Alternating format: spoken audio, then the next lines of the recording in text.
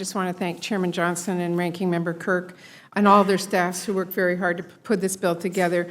You know, like pretty much every American, I believe that when it comes for caring for our nation's heroes, we can't accept anything less than excellence. And the VA and the department generally offers very high-quality health care, but it is really disappointing that the department has failed to address wait times for that care.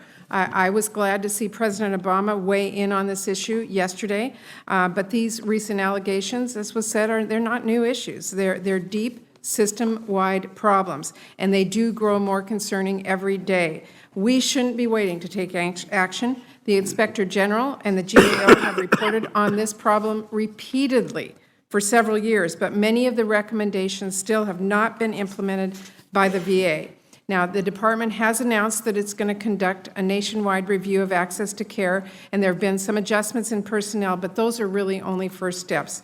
There are still far too many unanswered questions about the review, including whether it is taking a serious look at this problem. And as I told Secretary Shinseki last week, I continue to believe that he does take this seriously. He wants to do the right thing, but we really have come to a point where we need to have more than just good intentions. And what we need from the VA right now is decisive action, and I think that this committee, Mark, should be very clear to the VA what we expect. The lack of transparency, the lack of accountability are inexcusable and cannot continue to be allowed.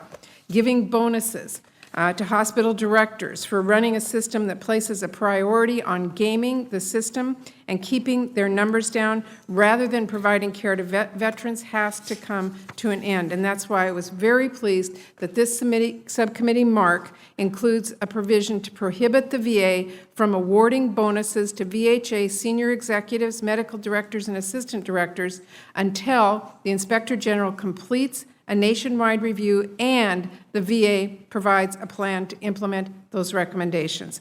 And I also commend you, Mr. Chairman, for adding an extra $5 million to the Inspector General to conduct that review. We cannot continue to not provide the resources for the care at the local level or for the IG to be able to conduct this very important review. So I really want to thank Chairman Johnson and Ranking Member Kirk for including those really important provisions in this bill and addressing wait times and increasing accountability. I think this takes a very important direction, and I appreciate it. There are other issues in this bill very important to all of us. I do want to thank the Chairman for his willingness to continue to work with me on providing reproductive health services to our most catastrophically wounded heroes. I wasn't able to include in this, but we are going to continue to work on that. But, Madam Chairman, I just think it is extremely important that all of us recognize that this committee is making a strong statement with this bill about the challenges that we've been hearing within the VA. And